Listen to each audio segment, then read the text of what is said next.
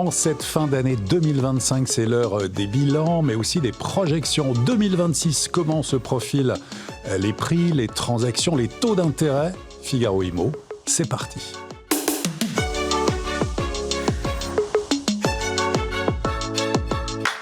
Deux invités sur le plateau de Figaro Immo pour évoquer l'activité des marchés dans l'immobilier, à la fois le neuf, l'ancien, la rénovation, qu'on est très heureux de recevoir aujourd'hui. Delphine Herman, bonjour. Bonjour Olivier. Porte-parole du réseau Guy Hockey, l'immobilier, important de le préciser. Ludovic Usieux, bonjour. Bonjour Olivier. Cofondateur d'Artémis Courtage, spécialiste en crédit immobilier. Alors tous les deux, peut-être en introduction, on est à la fin de cette année, c'est l'heure des bilans. Comment, avec un peu de recul, vous pourriez qualifier cette année 2025, Delphine? L'année 2025, je pense que c'est une année, on va dire, de rééquilibrage du marché. On sortait de 2 années de crise et de contraction extrêmement fortes, extrêmement puissantes. Et cette année, on le voit dans les prévisions notamment de volume de transactions dans l'ancien, qui tournerait, selon les sources, autour de 940 000 transactions. C'est un niveau assez conforme à ce qu'on pouvait connaître avant l'ère Covid, en réalité, donc avant les grandes envolées et les grosses contractions. Donc c'est plutôt une année de rééquilibrage et de retour à la normale, en réalité.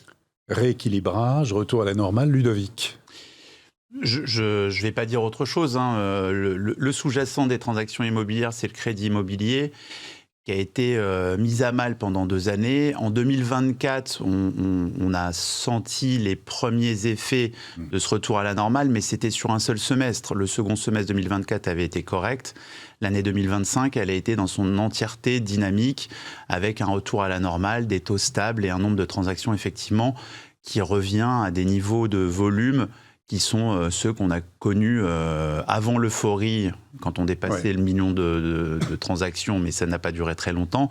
Mais surtout, après 2 années compliquées de crise du crédit immobilier, on peut l'appeler comme ça, c'est une année, effectivement, de retour à la normale, de rééquilibrage. Et puisqu'on est maintenant en fin d'année, on sent qu'il y a de l'élan et que le début de l'année 2026 sera lui aussi dynamique. Alors justement, on va évidemment l'évoquer avec les perspectives 2026. Tout d'abord, les indicateurs, Delphine, sur cette année 2025, le retour aussi des acheteurs. Oui, un retour des acheteurs. Ludovic vient aussi d'expliquer une des raisons du retour des acheteurs. C'est aussi le retour, on va dire, à une certaine forme de stabilité sur les taux de crédit. Dès que les taux se stabilisent ou commencent à baisser légèrement, ça redonne du souffle et de l'envie à des acheteurs. Donc c'est le premier point. Après, il faut quand même souligner un petit point noir dans notre bilan, c'est l'incertitude. Alors, je parle de l'incertitude. Nous vivons dans un monde qui est instable en permanence sur tous les plans, aussi bien géopolitique que, à l'inverse, les avancées incroyables de l'intelligence artificielle, parfois en quelques semaines. Et en fait, l'immobilier, ça fait très mauvais ménage avec l'incertitude.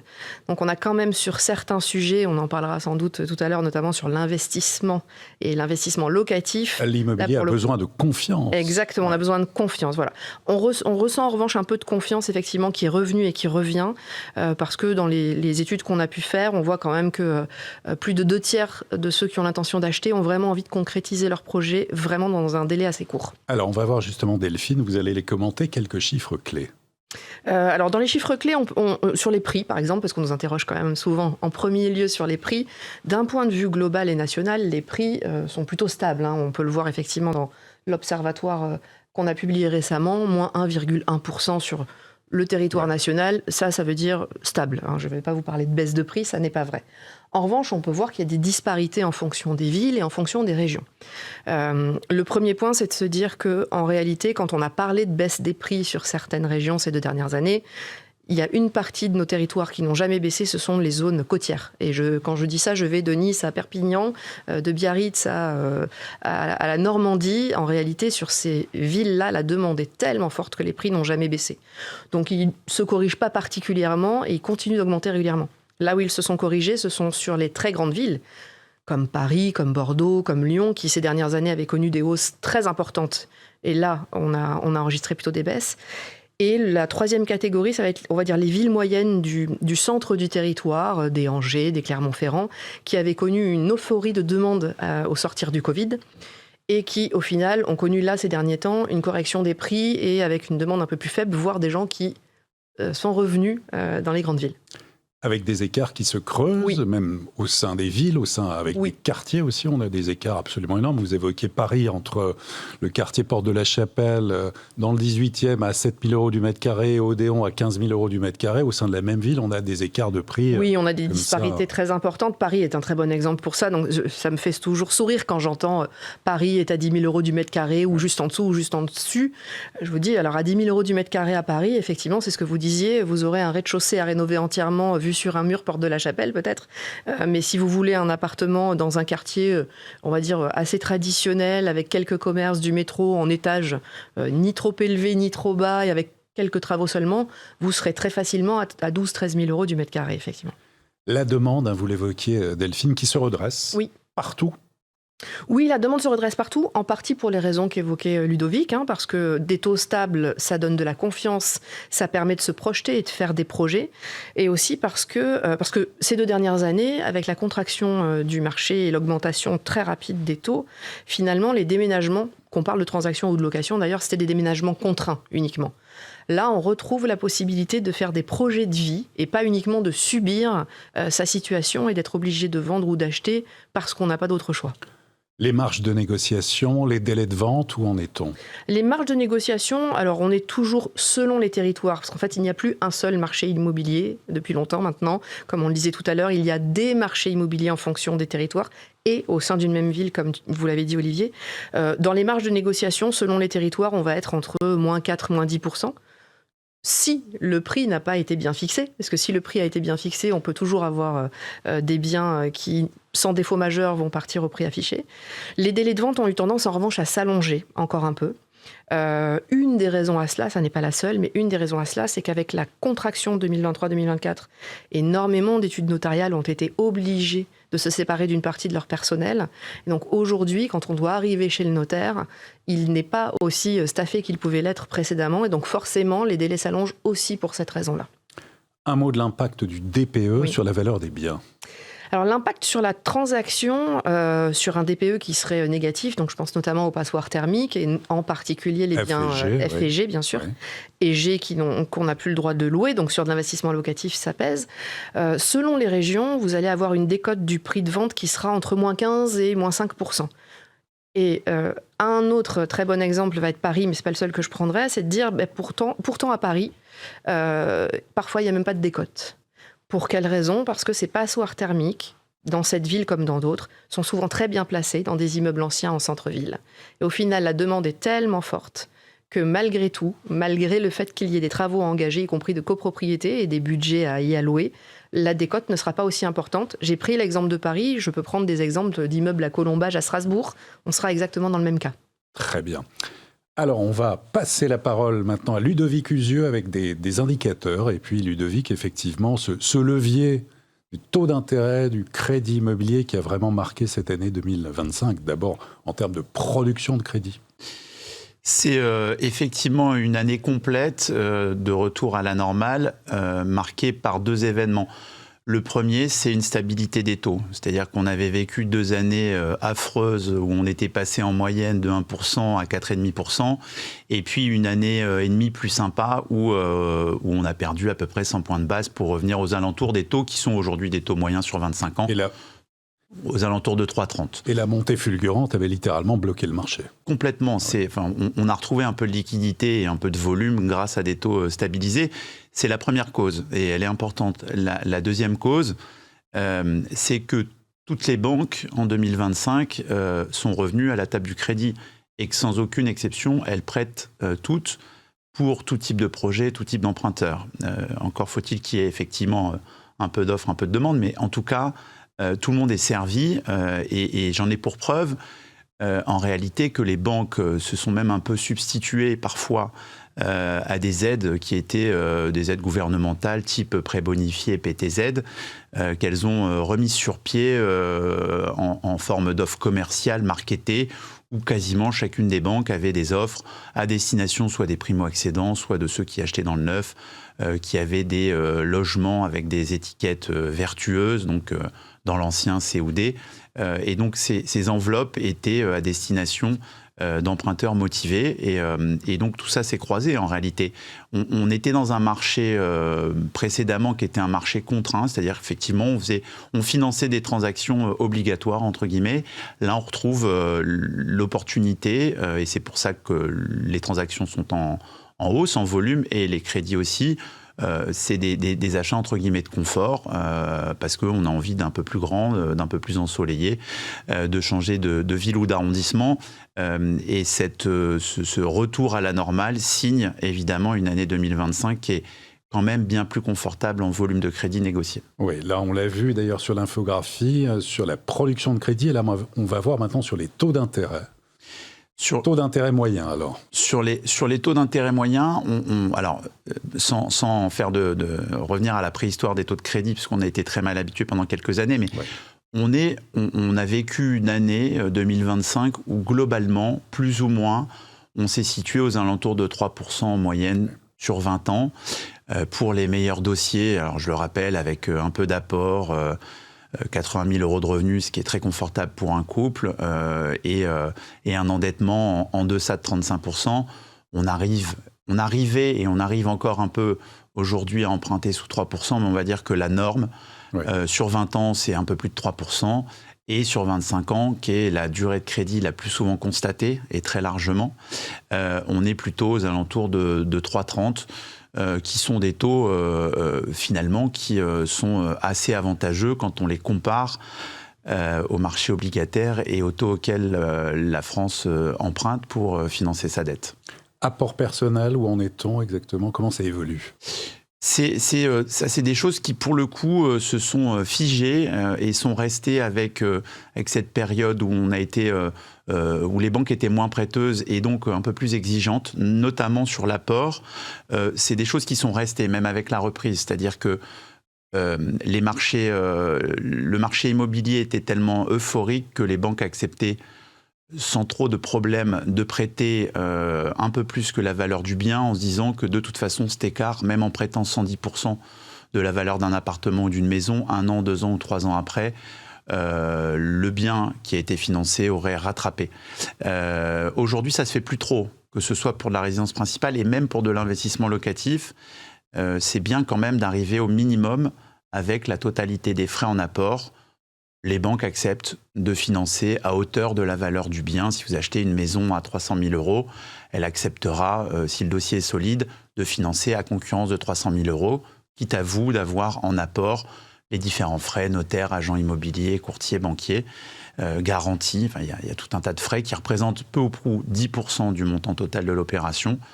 La banque accepte 100% et l'apport doit être aux alentours de 10%. Si vous bénéficiez d'un apport un peu supérieur, ça vous permettra, pour le coup, de négocier des conditions de souplesse ou des conditions de taux plus avantageuses. D'accord, et on va voir une dernière infographie justement sur la capacité d'emprunt, Ludovic. C'est une capacité d'emprunt qui finalement, au cours de l'année 2025, a assez peu bougé, parce qu'on est stable globalement depuis le printemps. Il y a eu quelques soubresauts, notamment les taux de crédit immobilier, même si ce n'est pas instantané, immédiat, mais ça suit quand même un petit peu d'abord l'actualité géopolitique et politique française, c'est-à-dire que les périodes pendant lesquelles on se retrouve sans gouvernement ou avec des premiers ministres qui durent 48 heures, ça ne plaît pas trop au marché et ça peut faire bouger un petit peu les taux de crédit. C'est un marché de confiance immobilier, on l'a dit tout à l'heure, et c'est quasiment le principal moteur. Le crédit, c'est la même chose.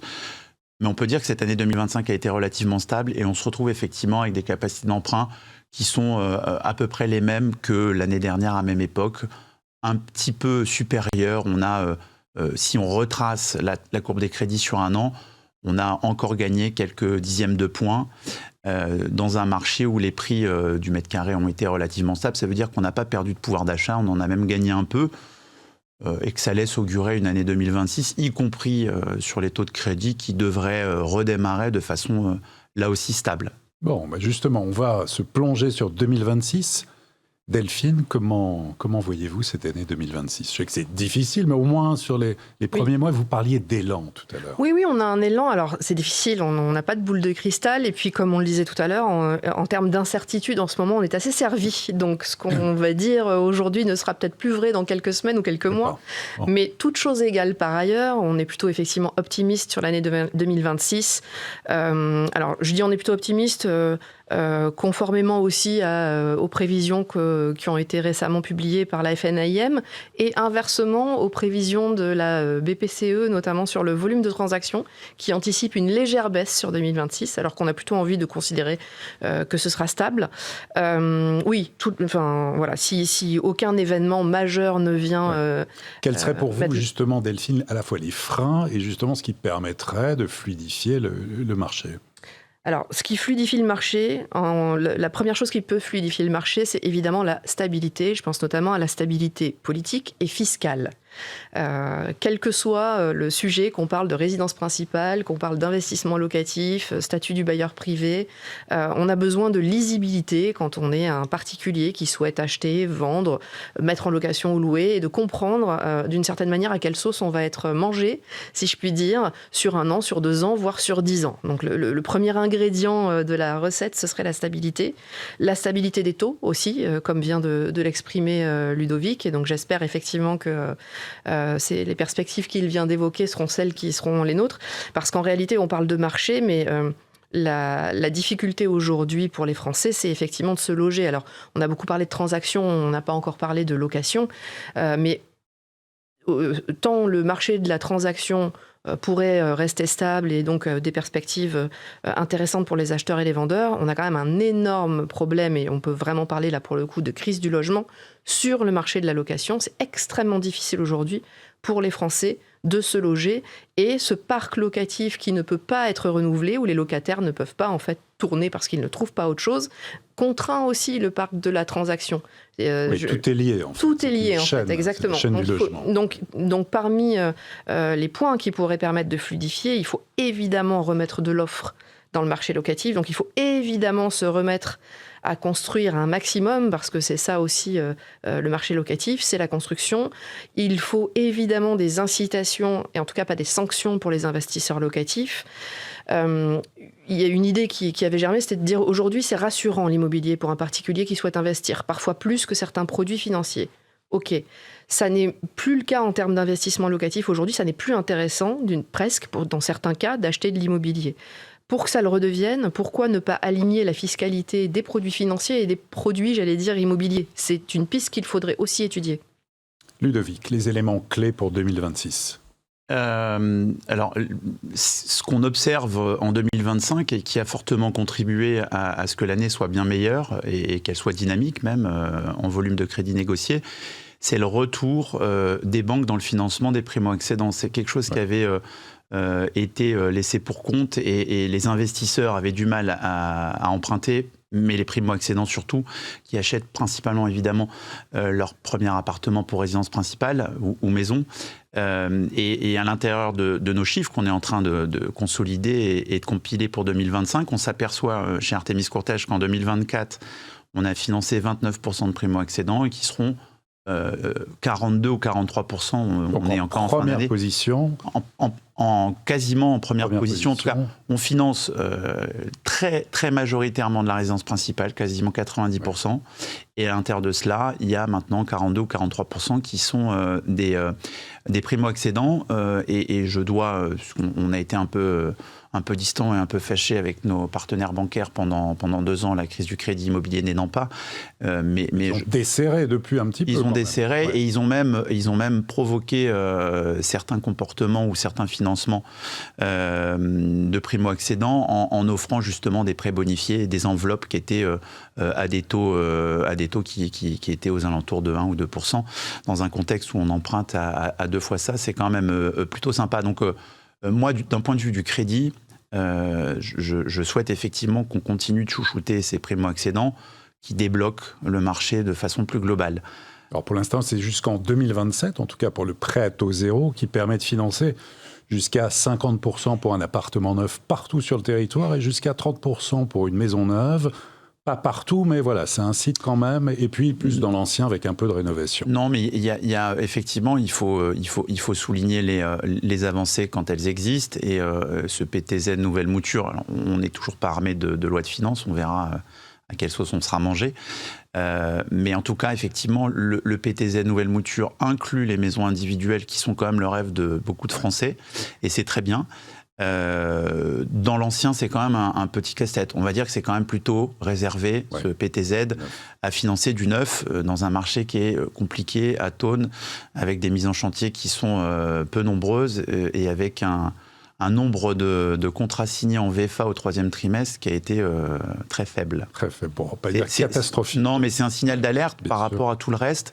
Effectivement, côté crédit, pour le moment, c'est l'heure aussi, nous, des bilans de l'année avec nos différents partenaires bancaires.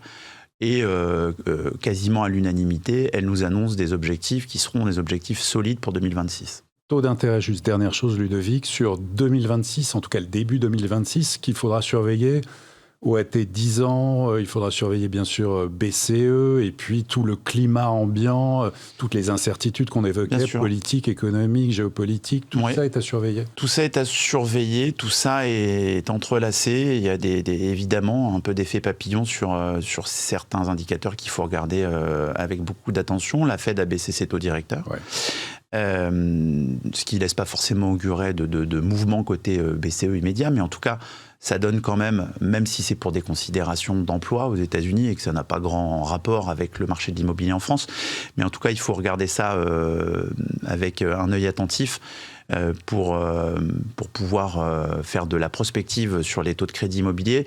Nous, on a construit en 2026 un budget chez Artémis Courtage qui est à la hausse, donc c'est qu'on a quand même la conviction que le marché de la transaction dans l'ancien notamment sera solide et que les banques seront prêteuses à des taux de crédit qui devraient être stables au moins au début de l'année 2026. On n'a pas de scénario, rien ne nous laisse penser aujourd'hui qu'on est au pied d'une augmentation de taux, loin s'en faut.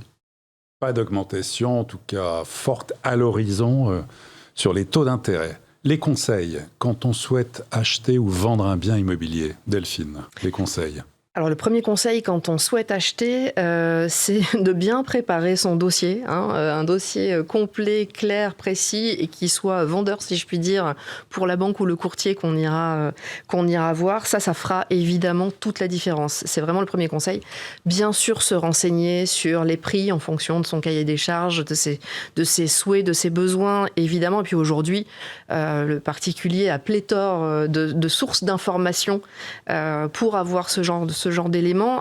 Et d'ailleurs, les informations sont tellement diverses et variées que l'intérêt aussi d'aller voir un professionnel de l'immobilier, quel qu'il soit, c'est aussi de l'aider à décrypter tout ce qu'il peut entendre là-dessus. Donc je pense que pour acheter, quand même, le premier sujet, ce sera celui-là, puisque comme vient de le dire Ludovic, les conditions en début d'année sont quand même plutôt favorables, y compris aux primo-accédants. Dans une étude qu'on a faite récemment, on a vu que sur les intentionnistes à l'achat immobilier, on avait 55% de primo-accédants. Donc je rejoins ce que disait Ludovic, ils ont très envie d'acheter. Et puis pour vendre, en fait, j'ai envie de dire, aujourd'hui, le marché et l'acheteur, puisqu'il est mieux informé, ne supportera plus un prix qui soit démesuré par rapport à la réalité. En fait, pour vendre au prix juste, c'est vendre vite. Donc, ce qui est important, c'est de bien positionner son bien en termes de prix, en fonction des caractéristiques, de ses qualités, de ses défauts. Et évidemment, il y a un point qui reste stable, lui, à l'infini dans l'immobilier, quel que soit le marché, c'est l'emplacement. Très bien. Pour emprunter, les bons conseils, Ludovic? Ils sont toujours un peu les mêmes, mais il faut les respecter à la lettre pour le coup, parce que il y a une période où on pouvait emprunter sans avoir trop préparé son dossier de crédit. Aujourd'hui, c'est plus le cas. Il faut, de la même manière que le rappelait Delphine, pour préparer un achat, il faut avoir un dossier solide et l'avoir prévu depuis un petit moment. Donc les conseils sont des conseils de bon sens, de père de famille, entre guillemets.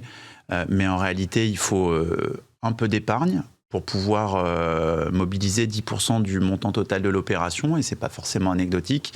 Si vous arrivez avec une épargne qui est en deçà de ce montant, vous allez soit avoir plus de difficultés à trouver votre crédit, soit emprunter à un moins bon taux. Donc il faut soit de l'aide entre les générations, soit d'avoir épargné un peu avant de se présenter à l'achat. Mettre en concurrence aussi les banques. Évidemment, oui. Ça c'est notre métier, je le rappelle. Oui, mais il faut le faire. C'est toujours une bonne idée pour avoir des conditions de souplesse sympas, un taux sympa, et puis pouvoir avoir une assurance qui vous représente, vous, en tant que personne, selon votre âge, votre job, etc. Et puis, il faut quand même avoir, parce que les banques regardent ça avec beaucoup, beaucoup d'attention, il faut avoir un credit score, ou en tout cas une tenue de relevé de compte qui soit vraiment nickel. Je ne demande pas ça sur 3 ans, mais sur 3 mois. Il faut éviter les avis d'opposition administrative, les rejets de prélèvement, les avis à tiers détenteur, tout ce qui est jeu d'argent, etc. Si on peut mettre ça de côté pendant la période d'emprunt, ça facilitera grandement notre travail.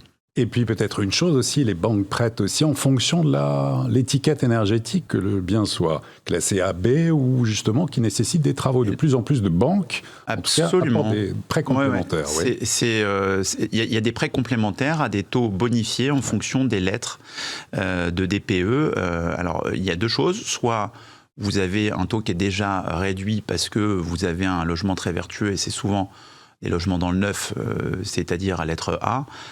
Mais il y a aussi des banques maintenant qui ont marketé des produits, des prêts bonifiés, qui sont à double détente, où on vous promet, mais c'est contractuel, une baisse de taux de 20, 30, 40 points de base selon les banques, si vous apportez la preuve après travaux que vous avez gagné au minimum 2 lettres sur votre DPE. Et c'est quelque chose qui va dans le bon sens, c'est très vertueux. Absolument. En conclusion, tous les deux, optimistes pour cette année 2026 ? Oui, raisonnablement optimiste. Comme le disait Ludovic, chez Guy Hockey aussi, on est volontariste sur notre objectif 2026.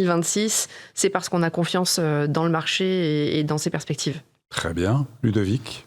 On pense que ce sera une bonne année 2026 aussi parce que les prix redeviennent à peu près stables et que ça va remettre un peu de liquidité, notamment sur les vendeurs qui étaient un petit peu hésitants et qui vont pouvoir se projeter eux sur un achat d'après. Donc je pense que ça va redonner un petit coup de fouet, un petit élan. Les périodes de stabilité sont aussi des périodes propices pour les gens qui sont hésitants, et je pense qu'on va avoir une année 2026.